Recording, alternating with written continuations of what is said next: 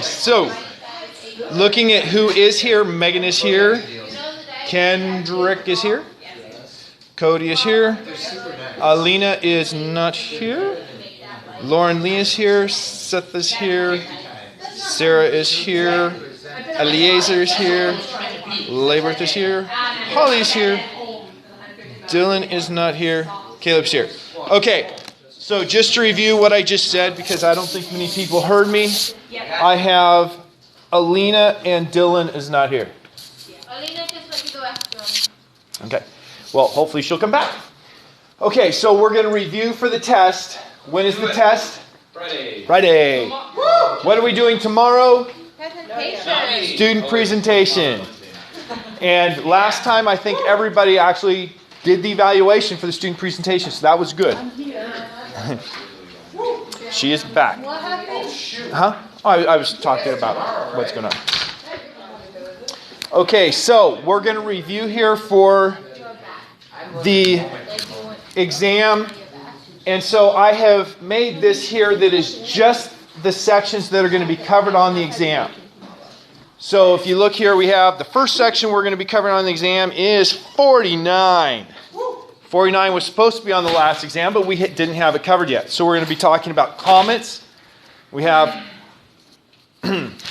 the anatomy of a comet, where comets come from, why comets have a limited lifetime, why they can't last forever. Those are all things you need to understand. Also, how comets relate to meteor showers. Did anybody get a chance to go out and see any meteors during the very brief time of clear weather? No. I did.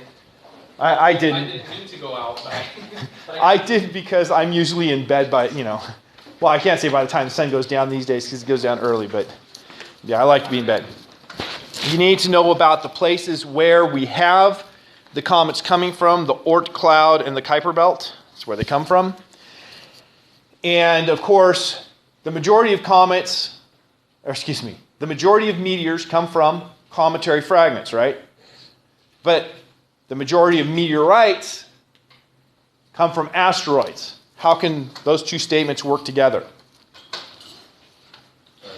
Yeah. The majority of meteors come from cometary debris, size of sand grains. Yeah. The majority of meteorites come from asteroids. it's because most meteors coming from the, what's it called, comets, Yeah. don't usually go very far into the atmosphere. They burn up. Yeah, However, yeah, he's right. They burn up. However, when a meteorite, which is something that actually makes contact with the ground, tends to come from something that is much more dense, often made of rock, iron, which will come from the Kuiper belt. Well, from asteroids. From asteroids. Yeah, the Kuiper belt is where the comets come from. Okay, I didn't talk about the word radiant, so we won't talk about that. That's just talking about where it looks like they're coming from. Yes? What was the last part of the statement? Meteors come from debris, you said, but what forms comets? The vast majority of meteors come from the material that was removed from comets when they got close to the sun and started having the outgassing. And so it's a bunch of little clouds out there that are, made up of particles like the size of grains of sand. And when the Earth goes hurtling through those clouds, then we have a meteor shower. But that kind of stuff doesn't make it to the Earth because it burns up in the atmosphere. But when we hit something that is a small asteroid, of course a bigger asteroid would be the same story, that often will make it through and hit the Earth. And so virtually every meteorite, which are things that hit the Earth, is going to be something that came from an asteroid. In other words, we don't usually come into contact with asteroids very often, but when we do, they become meteorites. Okay, so know the difference in the words meteor, meteorite, and meteoroid. Where is a meteoroid? Meteoroid is the object out there that is making the meteor. Okay. The meteor is the light, and the meteorite is something that actually hit the Earth. Gotcha. Wait, I thought we said that the meteor. Okay, so I'm good. That is light. Meteorite is on the Earth, and meteoroid is out of the Earth. Yeah.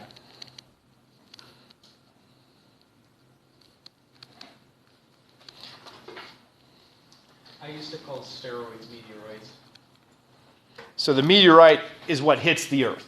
So a meteoroid can become a meteorite. Yeah.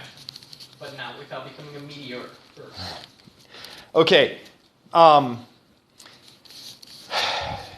Moving on. Yes. This is not going to be on the test, but it's important to me that you have some knowledge about November 13, 1833 because of its position in Adventist end time calculations. 1833. Yeah. So, yes. 10 years before William Miller's predicted end of the world. 11 years before the revised predicted end of the world. And did I mention why William Miller came up with October 22? Because he mentioned he saw that there were 2,300 days. The days represent the year according to Isaiah. That's the 1843 that became 1844 after some corrections, but not the date. The October 22 part of it. Is he related to the Jewish calendar? Yes, related to the Jewish calendar. Bishop Ussher had calculated that the Jewish calendar would have said that the first year started on October 23, and so he said that the earth must have, life began, everything was created on October 23, and thus October 22 would be the last day of the year. And so that's how it was October 22. Now, that was not William Miller's calculation, that was somebody else's. That was S.S. Snow. Was that okay? S.S. Snow was the one who pushed all of that. Miller was simply saying, around this time we can expect to be ready. And then somebody else was like, no, it's going to be on this date. And he was like, well, let's not jump to conclusions now. Well, I understand the last month or two he finally said, yeah, it must be. But then it didn't happen, and they were all left at Ascension Rock. Well, 100 people or so. Okay, moving on. Impacts on Earth. When we look at the rocks that strike the Earth, the meteorites, we find things that are chondrites, achondrites, carbonaceous chondrites. So you should know the difference in those. Which kinds have chondrules in them? Chondrites. That's right. Chondrites mean they have chondrules in them. Now we also have carbonaceous chondrites. What's the difference in a carbonaceous chondrite versus a regular chondrite? It is composition. Well, let me remember. They have more carbon. They are unheated. How do we know they're unheated? Because you can still see the crystals. And on the volatiles, they're all mixed together, aren't they? They melt. No. The carbonaceous chondrites have volatiles in them. That is, they have things that if you heat it up, they'll come off as gases. So that's how we say they must have been unheated. During differentiation, they were unheated, which means that they had to have been in the outer portion to be not heated. The chondrites still have non-melted chondrules, but they were heated enough to drive off the volatile. So they weren't melted, but they were heated enough to drive off the volatile gases. And then we have achondrites. Those were heated enough to melt the chondrites. Or the chondrules. So these are asteroids, or what are they? These are meteors or meteorites that came from asteroids. So carbonaceous chondrites have volatile built into gas when heated. They have, yes. And so the fact that they have them tells us they must not have been heated after they formed. Okay, so make sure you understand the differences in these. Obviously, you need to know what these volatiles are if you're going to be able to answer questions intelligently. We have several meteor craters where meteorites hit, obviously. Barringer meteor crater, a famous one here in the United States. The Chicxulub crater down in the Yucatan, correct my pronunciation, I just don't know. Yucatan. I really wanted Eliezer to because I believe he's Hispanic. It is the Yucatan. Es Yucatan. Well, that's completely different. No, it's not. The vowels stay the same. Yes, but clearly we're pronouncing it wrong. Oh, Anyway, moving on. you'll never be Mexican. What This is true. are we gonna need? What are we gonna need to know about those two things? Just that that's where they are. What are those two things? The Barringer meteor crater and the Chicxulub crater. Yeah. The Barringer meteor crater, Oh yeah, sorry.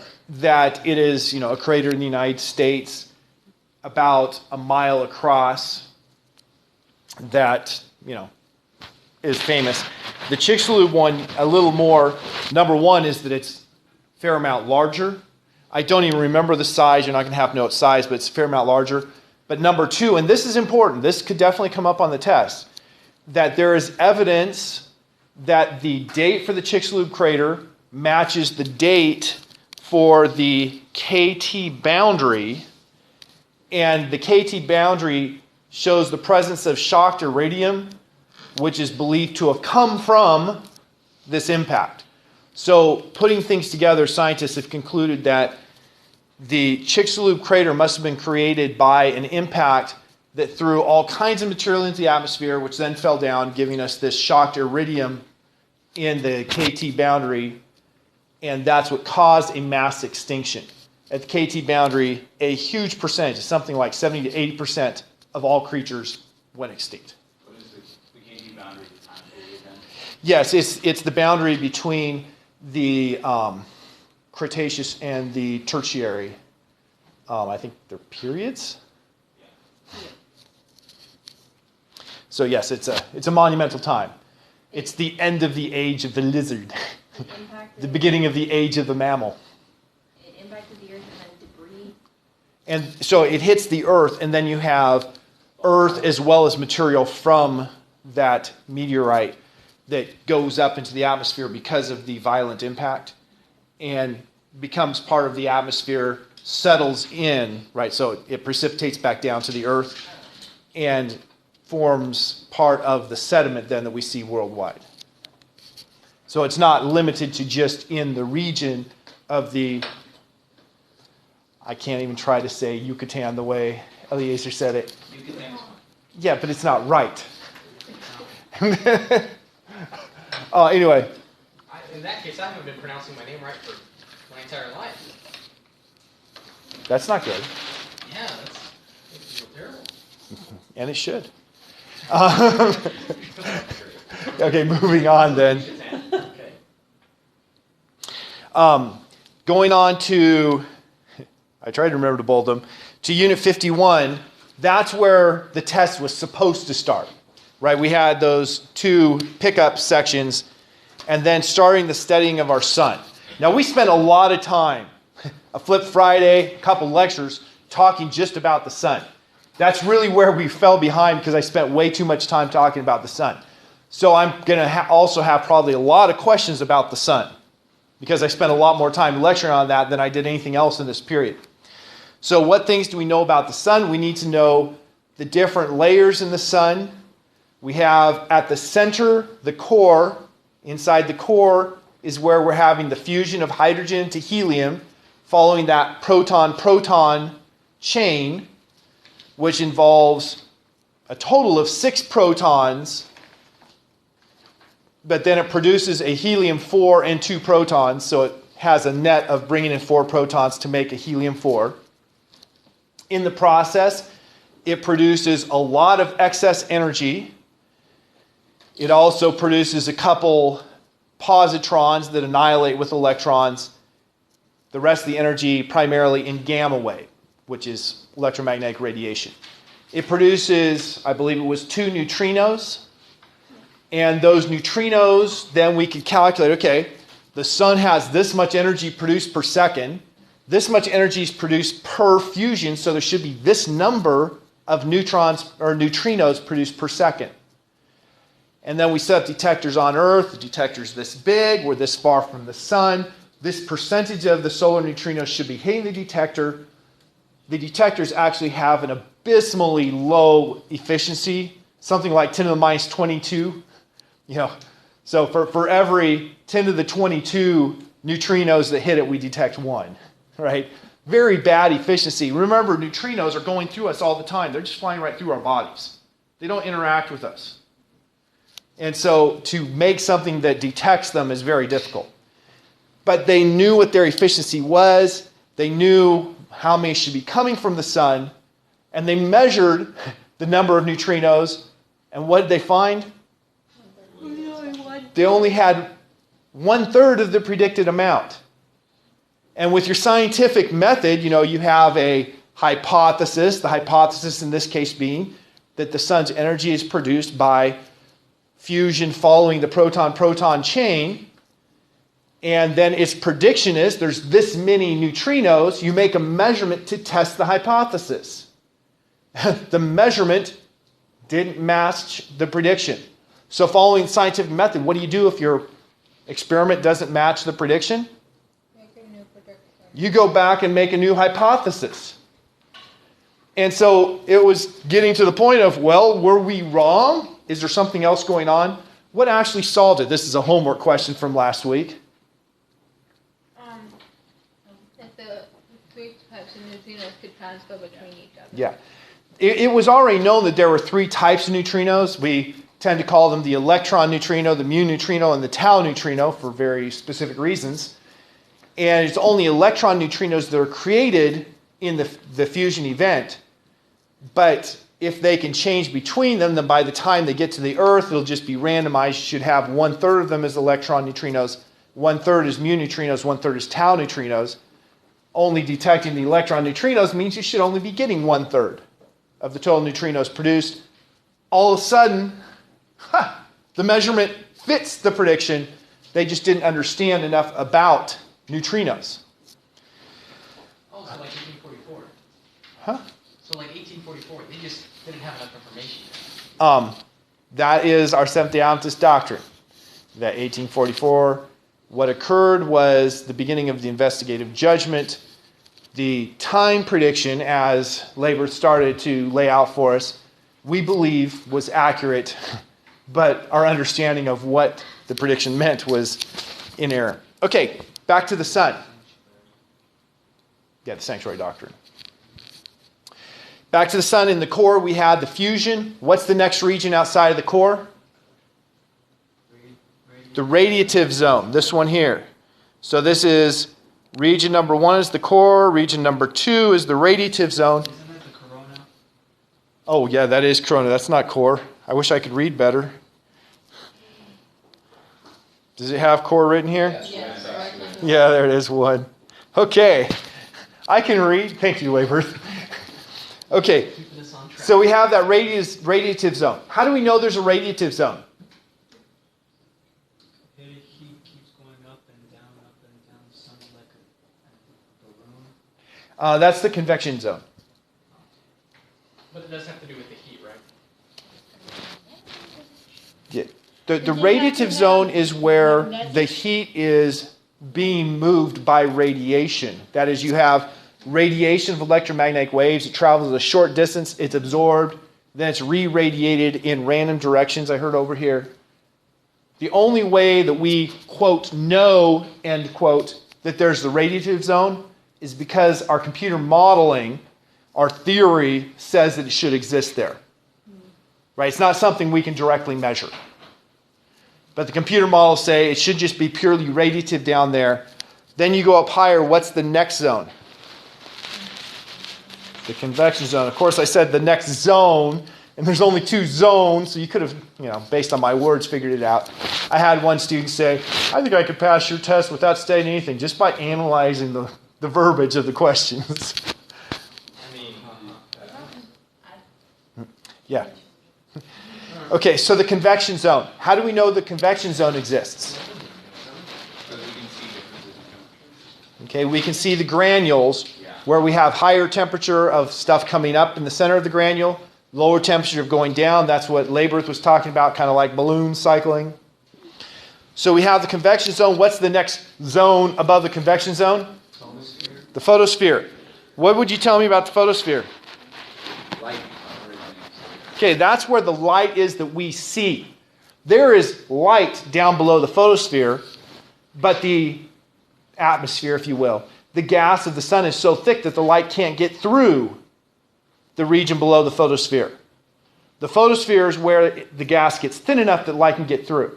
That photosphere is relatively thin, about 500 kilometers thick, which compared to the size of the sun is relatively thin. Is it 500 kilometers or 50 kilometers? Okay. It's relatively thin, and so when we look at it, it looks like it's just a nice, perfect circle. It's just gas. That's where the gas got thin enough for us to see something. What's the temperature like at the photosphere?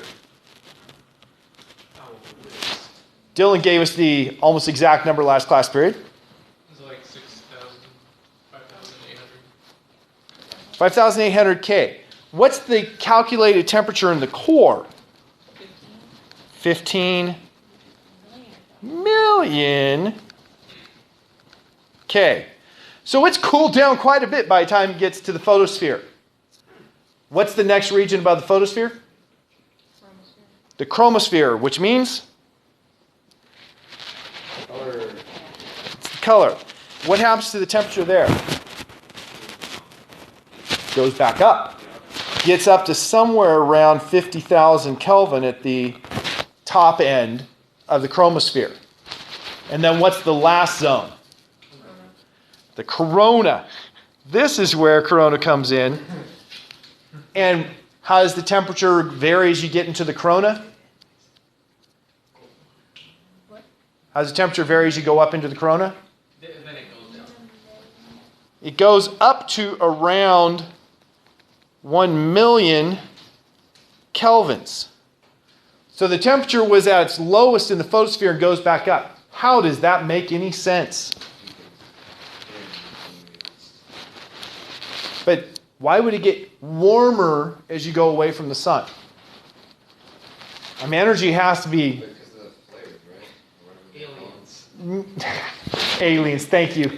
Go ahead and answer that on the test, Eliezer. It'll work well for you. I'm going to do a really long test just for that one question. Okay. You said the flares? Yeah.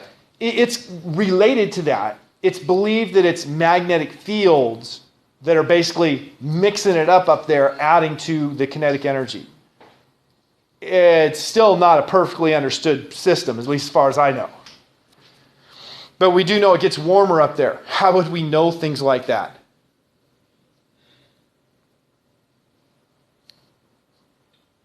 Don't know. That's a good question. We're not walking around with thermometers. We'd be looking at the spectra of the gases. Oh. Okay, so we've got the layers of the sun. How far out does the corona go? We don't know. Yeah, well, it's not that we don't know. It's that it's ill-defined. You could say that we're within the corona if you wanted to. You could say the entire solar system is within the corona if you wanted to. It's kind of ill-defined where it ends. So, yeah, it just goes way out. Because what's happening, the sun is blowing off lots of mass.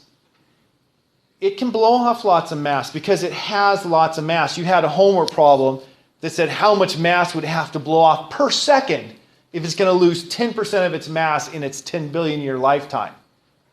Well, that seems like it's going to be a small number for 10 billion years, right? Well, it turns out to be on the order of, 100 million kilograms a second? It's got so much mass, it can give off 100 million kilograms per second for its entire lifetime and only lose 10% of its mass. So it's constantly blowing off mass. It's blowing out protons. Those protons come flying by the Earth. What happens when they hit the Earth? They come into contact with the ionosphere. The things in the sky like the magnetic field. Okay, the Earth's magnetic field deflects them.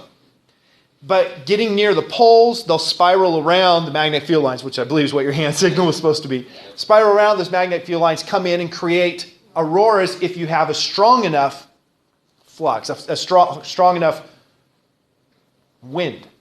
How do we get those strong winds?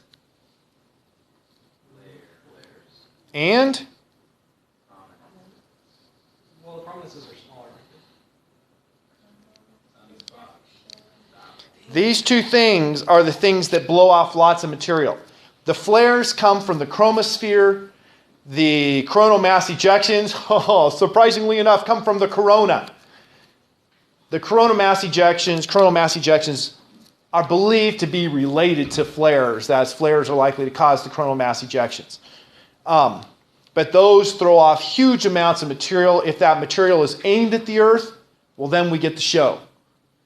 And it can do more drastic things like, messing with our satellites, messing with our communications. Your satellite TV may not work, that kind of thing, your cell phone. Okay, other things to know here, make sure you understand what's a plasma. The sun is miasma of incandescent plasma. It's ionized gas. Gas. And what's ionized mean? Well, extra electrons does count as ionized as well, but in this case, it's missing the electrons.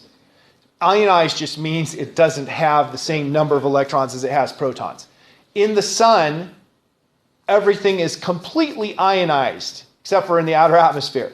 So if you're going inside the sun, like in there, in the core and in the radiative and convective zones, you just have naked protons, no electrons bound to them, because their energy is so high that it just knocks them off.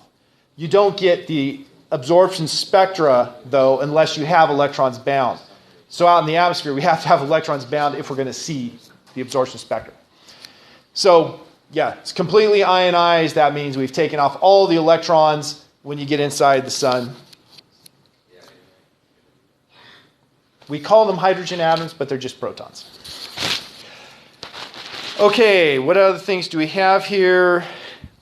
Hydrostatic equilibrium is an important concept. Hydrostatic equilibrium is necessary for the sun to remain constant. If you didn't have equilibrium, the sun would be doing things like getting bigger, smaller, bigger, smaller. In fact, during formation, stars often go through cycles of getting bigger and getting smaller. During death, many stars go through cycles of getting bigger and getting smaller. So, for instance, in lab, we've been talking, Reese has been telling you, I think, about Algol, right? Algol is a variable star. It gets brighter and dimmer. I think it's like 2 days for its cycle. That is a death stage of a star. We'll learn about that for our next test. So in a couple of thousand years, we could from it? I would have, it depends on the size. So, now, the fact that it has a high speed makes it an R.R. Leary variable, I believe. But I still don't know the size of R.R. Leary's. So that's why I can't tell you anymore. If we looked it up, we could, I should know, but I don't. Other words here, the spicule. That's the stuff that looks like prairie grass in the chromosphere. Basically jets like 100 kilometers tall that last just for minutes of stuff coming up. Pretty cool to grow, 100 kilometers in like a few minutes. Yeah, but there's lots of them. It's not just like a big, like a prominence is a big loopy thing, much bigger than the spicule and much more long-lived. Okay, so we got this. Sorry, I just wasn't really quite clear on hydrostatic equilibrium. Like what's keeping the sun in? Okay, you have the two things, one that's pulling in, one that's pushing out. The one that's pulling in we've studied carefully. That's gravity. Gravity is trying to pull things in. And if there's nothing opposed to gravity, it would just crush the sun. So the thing that keeps the sun from being crushed is you create a high enough temperature and pressure by gravity crushing things inward that you have the fusion occurring in the core. You have to have a high pressure to make it likely that that protons will hit each other. You have to have a high temperature for them to be going fast enough to actually have contact.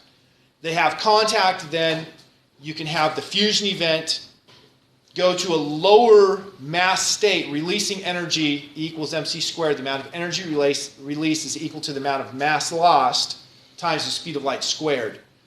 And so that fusion event is creating energy by converting mass into energy. Now I said creating energy. Not really creating, because you can't create or destroy energy. It's converting it from mass form into a kinetic energy, energy in motion form, or a radiative form, more likely. So you have the explosion, the nuclear fusion in the core, releasing huge amounts of energy, which is making everything expand outward. And so that's, the textbook called it pressure. It's the expansion outward because of the energy release that is combating gravity until it reaches equilibrium. Okay, prominence. Prominences are the things that on the photosphere, you see them coming up like this and going down like that. They're following magnetic field lines. We talked about this last class period, how the magnetic field lines, you can't directly observe them, but you can see the prominences following these. And using the Zeeman effect, you can see that you have very strong magnetic fields at, what are these things called here? Change color because I'm tired of red. These are called sunspots. So where's the word sunspot? There. That was the direct line. At those sunspots, we can see that there's a strong magnetic field by looking at the Zeeman effect, seeing those absorption lines splitting, and the amount of splitting tells us how strong the magnetic field is. What could you tell me about the temperature in a sunspot? It's lower. Because it's lower, it gives off less light. You had a homework problem where you calculated a sunspot gives off like only 31.6% as much light as it would if it was normal temperature. But everything around it is hotter. But everything around it is hotter, so it's actually giving off more total energy when you have the sunspot than it would without. Why do sunspots look black? Because it's cooler. It's cooler, it's giving off less energy. It's still, if we just looked at the sunspot and we didn't have the sun around it, it would be super bright. But because it's giving off 31.6% or so, less light than the area around it, if we adjust our light, adjust your aperture or whatever, so that the rest of the sun is reasonable in brightness, it looks dark. So it's still hot, still giving off lots of light, but compared to everything around it, it's giving off less. That's why they look dark. So the average sunspot is larger than Earth. I believe that's right. I didn't look it up, so I can't tell you yes or no exactly. Why are the sunspots cooler?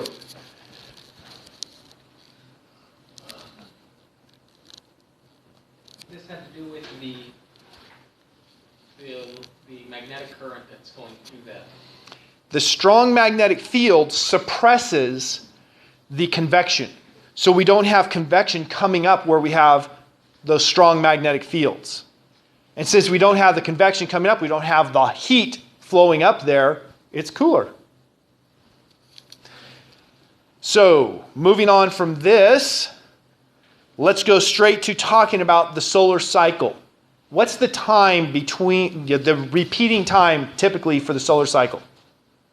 11 years. About 11 years, right? It's not a clockwork 11 years. It's pretty close to clockwork. Compare that to the Earth. Do you remember what the repeating time is for the Earth cycle? The Earth's magnetic cycle? It was like very many thousands of years. Like a couple 100,000 years. It's been close to 1 million years since the last magnetic reversal of the Earth. But the Earth undergoes magnetic reversals just like the sun does. Now, I didn't actually get to that reversal word when I talked about the sun. We talked about it with the Earth, but I didn't talk about the sun. What goes on at the end of that 11-year cycle, remember you get all these sunspots that we believe, according to the Babcock model, are caused by the magnetic field lines getting twisted up because the equator rotates faster than the poles. It gets so convoluted that the magnetic fields get all twisted up and essentially cause a reversal. It gets so tangled up that it can't go on. And so it can't go on, everything kind of stops and resets. So I always like to say it's like hitting Control-Alt-Delete on the computer. Although these days Control-Alt-Delete just brings up an interface. It used to be Control-Alt-Delete, restarted your computer right then and there. Oh, the good old days. Yeah, the good old days. Floppy disks. It used to be, yeah. Hitting escape actually program.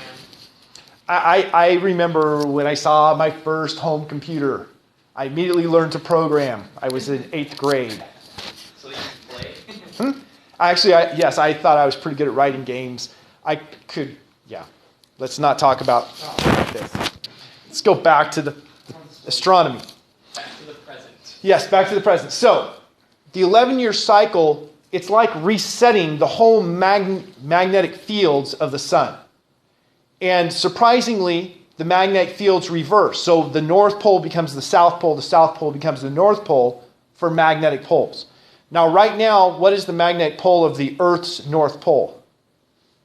South Pole. It's a magnetic South Pole, because when they set magnets, they said the North Pole of a magnet is going to be the pole of the magnet that points to the Earth's North Pole. And then they learned that North attracts South.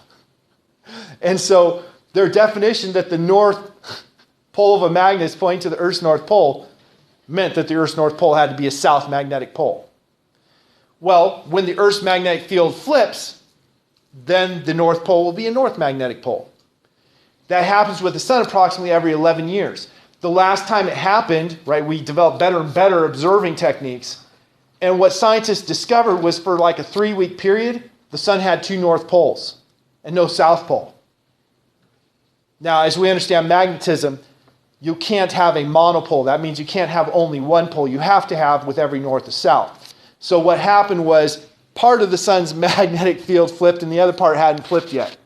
And so it had the souths pointing toward each other in the center, which isn't so unusual. I was surprised to play with the cow mags. You know, when I was a kid, we used to put the magnets in the cows so they would go in their stomachs and collect metal wire that they ate so it wouldn't puncture. You don't want to perforate the stomach of your cattle. It makes them die. They get bloated. I don't know if you've ever seen a cow that's bloated. Of course, the way they fix bloat is pretty cool. No, it's not. They have like a hunting knife, except for it has a hole in the blade and a hole in the handle. You stab the cow, and the gas comes out of the knife. Isn't that cool? Oh yeah. That's Yeah.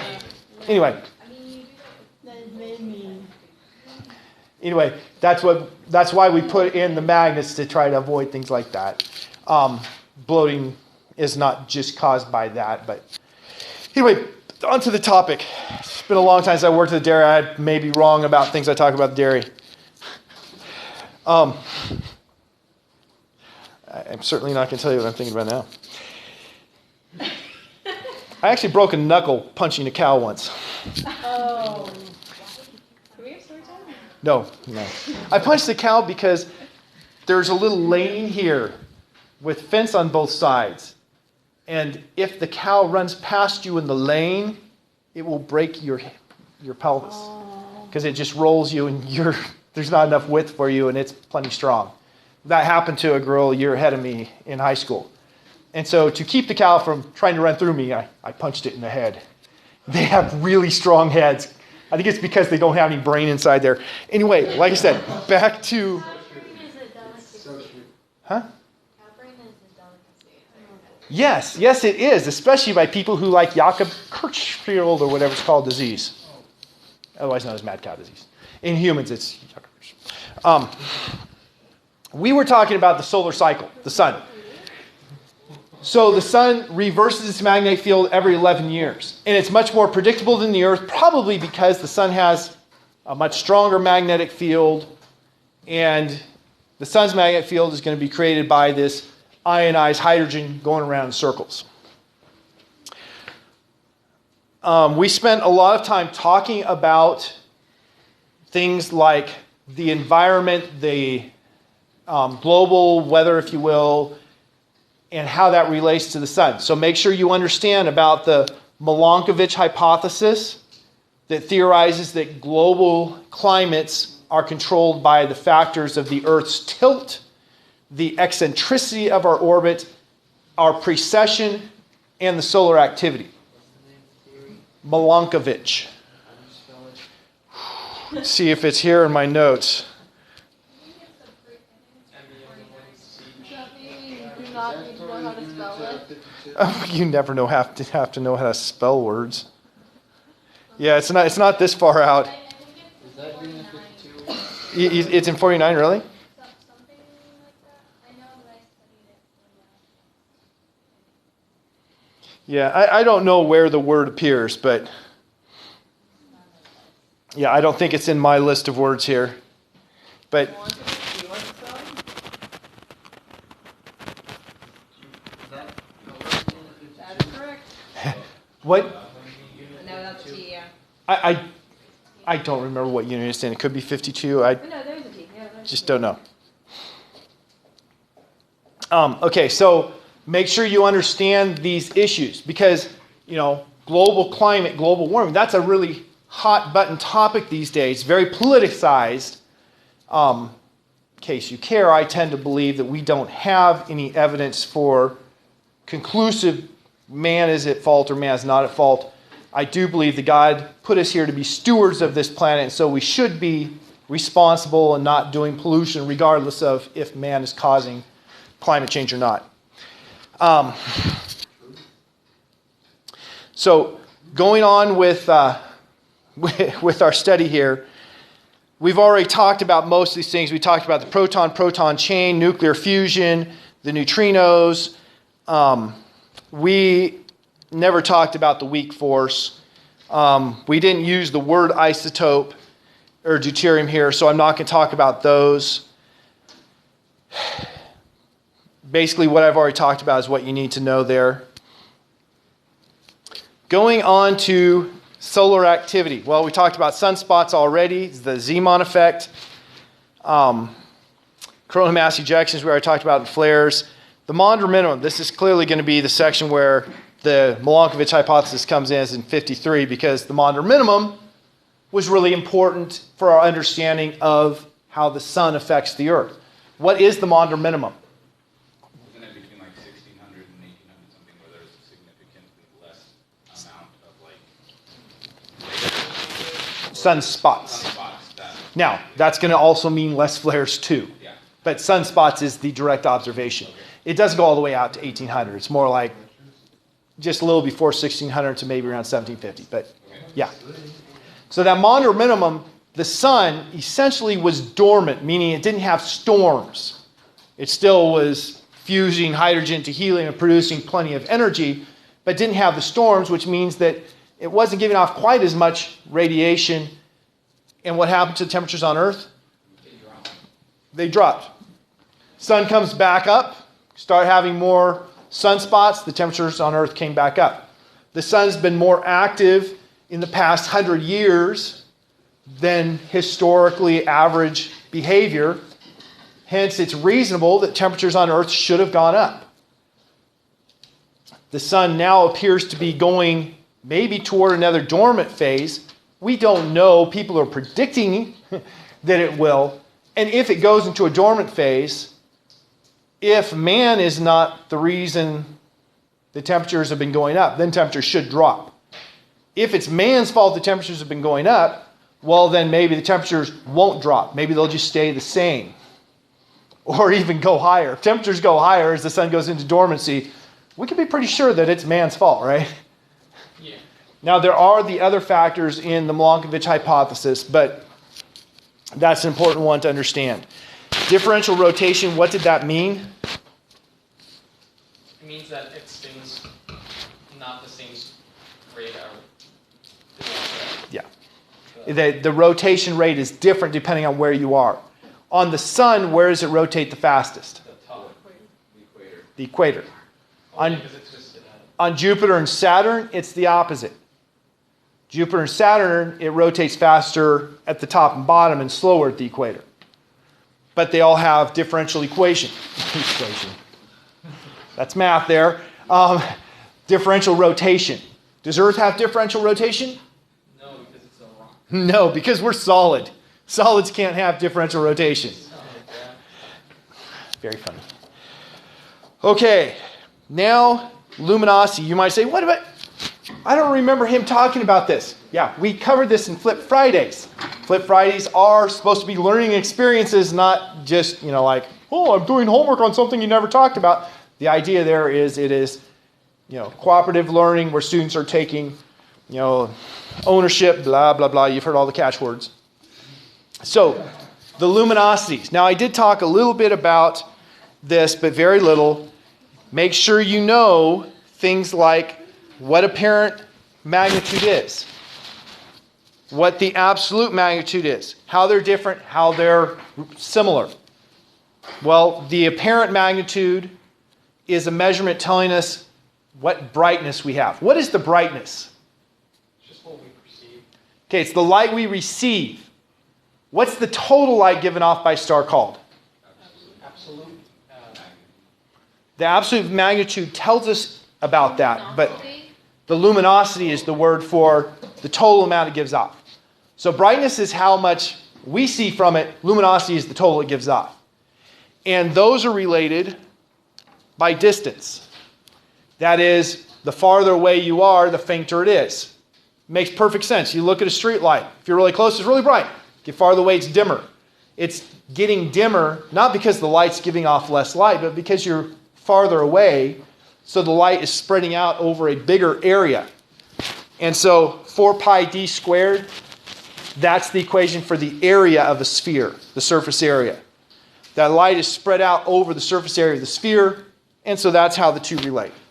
Apparent magnitude is a function of distance, right? Not absolute. The apparent magnitude is going to vary with distance because it's based on the brightness, and the brightness varies with distance. But absolute magnitude is. So here, brightness varies with distance, and since the apparent magnitudes have to do with the brightness, then they vary with distance as well. But absolute magnitude. Absolute magnitude is the apparent magnitude if you were 10 parsecs away. That's where this 10 comes from. And so since it's the apparent magnitude if you were 10 parsecs away, it doesn't vary with distance because it's calculated at a distance of 10 parsecs. And I'm going to change colors to green. Are we going to need to know that formula? You will be given the formulas. You might need to use it. Make sure you bring a calculator, not a cell phone. Make sure you bring a calculator because you might need to use it. You might need to use any of these equations.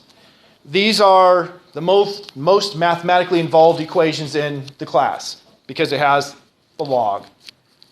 When we say log, that means log base 10, lest anyone get concerned and wonder if that's a natural log or some obscure log we never use like a log base 2. So make sure you can utilize these equations. Where does the 5 log come from? 5 log? Uses instead of negative. Oh, the 5 times log. Okay, I thought we said 5 log. You meant log base 5. This here is coming from our definition right here of the relationship between the distance and the apparent and absolute visual magnitudes. I'm not going to go through the math right now, mostly because I'd probably do it 3 times before I got it right anyway. Well, that wasn't on the Flip Friday book, and so I didn't recognize it. This equation here. Yeah, the second 2. So the last 2. Didn't we talk about absolute magnitude on the Flip Friday? No. We did, but we only talked about the only equation up there that had the. Okay, so the only calculation you did was with this one. We only calculate with the parent magnitude. If you look at the relationships here are not the same because it's the distance that's playing the difference. Here you're talking about the same star, but it's absolute as if it was a distance of 10 parsecs away, and its apparent is whatever the actual distance is. So that's why it looks different. Okay, inverse square law is this here, that 1 over distance squared. A photometer is something to measure light. Don't worry about that word. Brightness we've talked about carefully. Don't worry about the word flux. Luminosity we've talked about carefully. What is a light year a measurement of? Measure of how far light can travel in a year.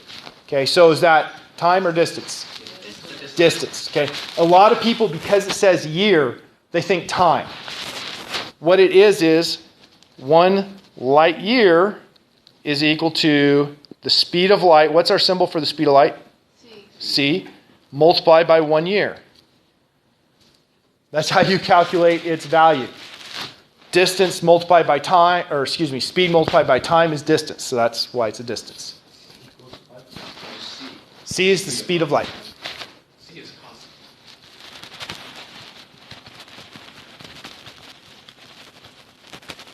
Speed of light. I do know the number 299792458 meters per second, but yes, in vacuum. You had a question? Oh no, I was just being like, whoa, it's 3, not 2.9. Yeah. 8. It just irks me that they decided not to adjust the meter by like 0.1% and make C exactly 3. All it would have taken would be adjusting the meter by like 0.1% or less. Yeah. I'm just wondering, what is the question that we know is going to be on the test? I don't remember. I think it's about light pollution. What? I have to look it up. It says, though, I'll tell you in class tomorrow. I thought we were doing like the spectral types and Yeah. Well, what she's talking about is I have specific things on each test for assessment of the course. And like the first exam and the final exam are the scientific method. And I have to look and see what it is. That's what your question was, right, Holly? Yeah, Yeah. I'm trying to see if it's on the review, but it No, doesn't. it wasn't on the review sheet that I went on. So, and it's not, so I don't know if it's about. I'll check. I'm pretty sure last year I forgot to put it on, which, is not good. Your assessment suffers when you forget to assess. Yeah, but like I said, assessment suffers when you forget to assess. Is this like So a it's not longer for- test? No, all the tests should be roughly the same length, Oh, yeah, 'cause the practice- except for the final exam. Practice session, practice is set for like longer. Okay. So it's not going to be like the HR diagram and stuff like that? Well, no, that can be on there too, That's the one question. but I don't think that's the one that is the specific one that is mentioned as an assessment thing. Okay. So we have the luminosities of stars, luminosity classes. Now the luminosity classes actually comes down here, but what are the different luminosity classes? Like the letters. Yeah. Or maybe, yeah.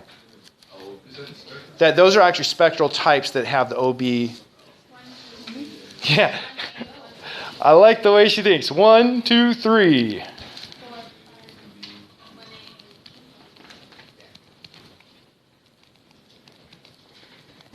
Okay, Roman numerals 1 through 5. You should know what those are. You had them in the quiz, of course. You have the bright supergiant, giant, bright giant, giant, subgiant. And then what's 5? Main sequence. Why is it called main sequence? because most of them are. That's what most of them are. And when we get to the HR diagram, of course, you need to know the HR diagram, the interpretation. There are questions where it shows you a picture and says, what is here on the HR diagram, that kind of thing. So how are these identified? What is the actual method that scientists use to say, ooh, this is a type 3? Not the temperature. Well, when you plot them on the HR diagram, you can use that to indicate which type it is. But the actual way it's identified is looking at the width of the absorption lines.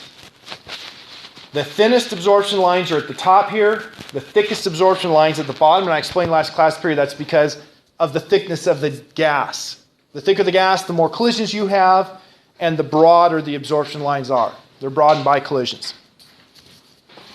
So those are our luminosity classes. The top ones are giving off the most light, the lower ones less, except for main sequence had super bright going down to super dim. So it kind of violates the in order of giving off light. I didn't put white dwarfs on here. White dwarfs. Why not? Yeah, they're not stars. White dwarfs are not stars. We'll learn about in the birth and death of stars, white dwarfs are the bones of a star. What used to be a star that has died and didn't become, there are 3 end phases for stars. A white dwarf, a neutron star, or a black hole. Neutron stars then are not stars either. They're also the bones of a star, just the bones of a bigger star. Okay, then we have the spectral types. What does the spectral type fundamentally tell you about a star? Its temperature. And this is where you need to have memorized, oh, be a fine gal, kiss me like this. And of course, because I am a dude, I say gal. If you prefer guy, it's your prerogative. So, oh, be a fine, whichever, kiss me like this. Or, only bad astronomers forget generally known mnemonics like this. I'm going to do that one. Okay, you do that one. You also need to know rough temperatures for these. What's temperature range for type O's?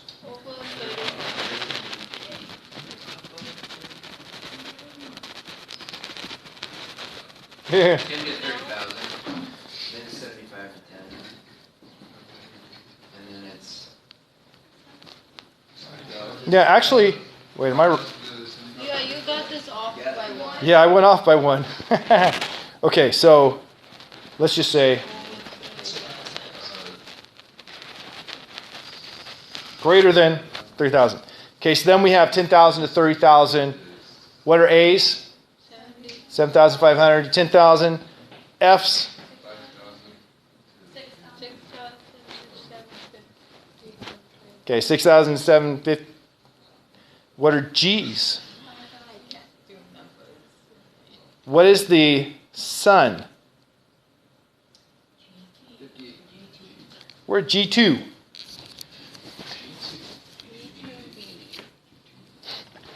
Well, G2 here, V there. Right, so we put those together. We put the spectral type and the luminosity class together to get the G2V. Okay, I'm not going to go on with the numbers. Remember, M is the traditional bottom. The L and T are kind of provisional. Kind of like every other, golf ball I hit. It's provisional. So we have those spectral types that are determined by looking at the absorption lines and identifying, okay, if we have strong Balmer absorption, that means we must be in this ballpark. If we have strong calcium absorption, we must be in this. And by looking at which elements are having strong absorption, they identify the temperature really exactly. That's using Balmer line? Well, using spectral absorption lines. Balmer is a hydrogen absorption line. For Balmer absorption, you have to have hydrogen that is heated up to an intermediate temperature. So it's strongest around 10,000 kelvins. You get cooler, and your electrons are more in the N equals 1, and that's Lyman absorption. You get hotter, and they're more in the N equals 3, and that's Lyman, Balmer, Paschen absorption, I believe. And so that's why you have different absorptions for different temperatures, because the electrons get excited to different levels, and it has to be starting the right level to be absorbing. So that's why it's called a spectral type. You could also determine the temperature of a star by looking at its black body radiation using Wien's law. Wavelength peak is equal to 2.9 million nanometers times Kelvin divided by the temperature. So if you can determine the emission curve and where the peak is, you can determine the temperature as well. But because we have all the absorption and atmospheric absorption, it's more accurate to use those spectral lines, which one's stronger. Another method that's used is simply taking 2 colors and comparing the strengths of those 2 colors. Okay. Unit 58, we're not going to talk about the speckle imaging or interferometry or light curve, but the Stefan Boltzmann law. Right, you had a problem with the Stefan Boltzmann law. It was also listed, wow, I guess I don't have it listed specifically. It's related to, but not exactly shown anywhere up to here. So that Stefan Boltzmann law, that tells us the luminosity as a function of the radius of a star and the temperature of a star. What is sigma in this? Yes, that's just a constant. 5.67 times 10 to the minus 8 watts per meter squared Kelvin to the fourth. So it's just a constant. And of course, you're given those constants. But it's not something you have to worry about per se because it's a constant. I showed another thing here, an epsilon. That epsilon is called the emissivity. That's telling you how efficiently something absorbs and emits light. Stars have an emissivity that's virtually 1. That means they're virtually perfect absorbers and emitters of light. Humans, surprisingly, also have an emissivity very close to 1. So we're pretty good at absorbing and emitting light as well. Hence, you go out on a sunny day and you get warm from the sun because you're absorbing it pretty well. Okay, now the HR diagram. HR diagram is Hertzsprung-Russell. Both names because these two different dudes came up with it independently. It actually happens in science a lot. Science develops to a point where the next step, while non-obvious, is still going to be the next step. And so in this case, people were trying to identify, now how can we sort and catalog stars? And both Hertzsprung and Russell came up with the idea of, well, let's just plot them so we put the luminosity. Oh my goodness. That's like perfect handwriting. Anyone who can't read that is normal. Let's put the luminosity on one axis and the temperature on the other. What was that? Well, yes, it is surface temperature, you're right. And so surface temperature, here I'll put S period, surface temperature. And let's plot that. And what we see is now stars start fitting into categories. And so you have the vast majority of stars falls on the line that goes something like this. Now remember, over here we have hot. Over here we have cool. Down here we have faint. Up here we have bright. So if we look over here on this side, it's cool and faint. If it's cool, what does that tell you about its color? It's going to be more reddish. It's going to be more reddish. Because red is the coolest temperature, blue is the hottest. So that's going to be reddish down here. It's going to be bluish up here. If it's faint, we look at this luminosity. It depends on temperature, but it also depends on radius. So if it's faint, it's probably going to have a small radius as well. If it's cool but really large, it still gives off a lot of light. So this is reddish and small. What would you call a small red star? A red dwarf. You would call that a red dwarf.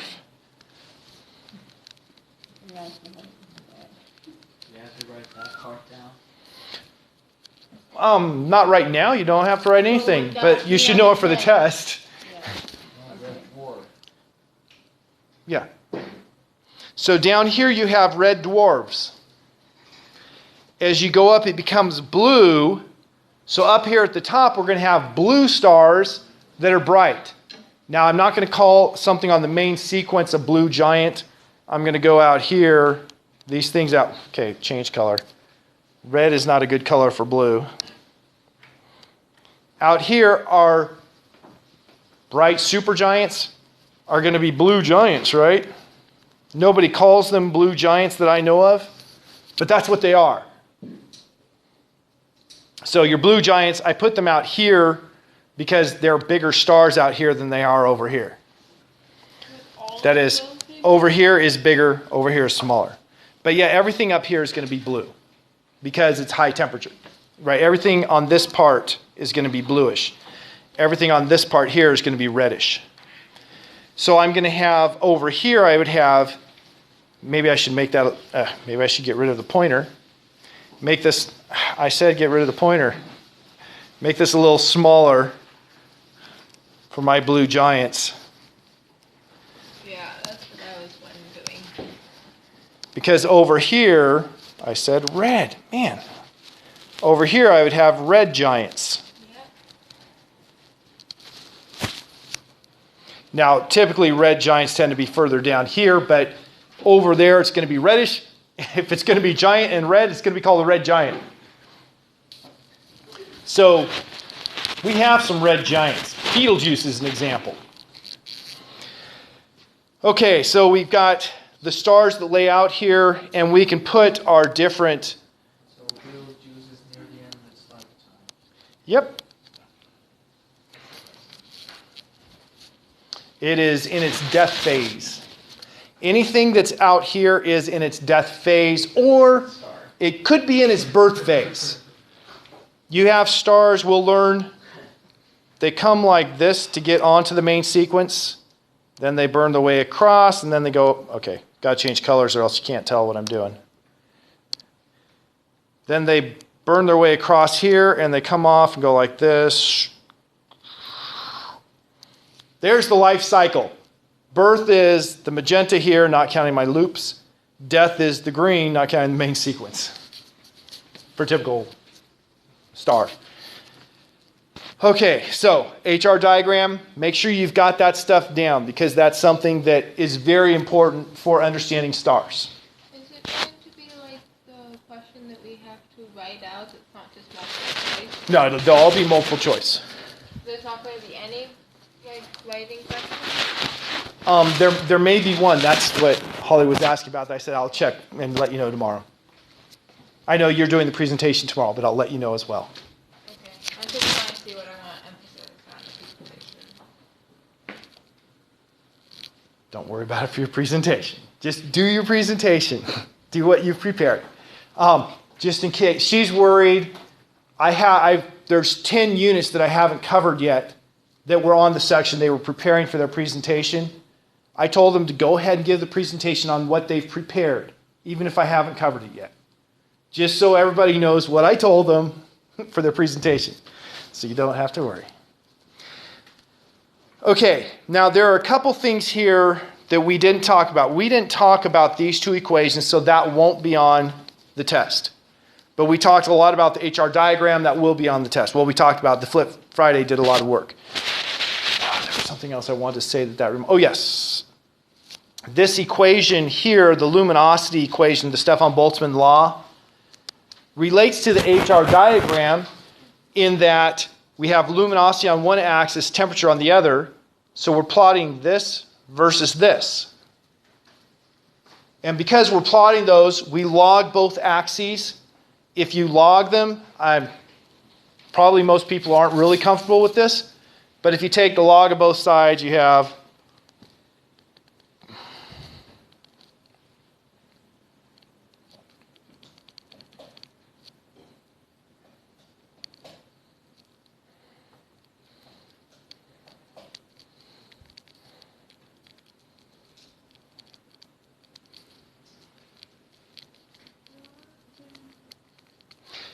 if you log both sides, you can separate it out like this. And so we're plotting this on one axis, this on the other axis, and you have this thing here. And so it turns out that your radius increases like lines like that. So you can actually get radius from the HR diagram as well.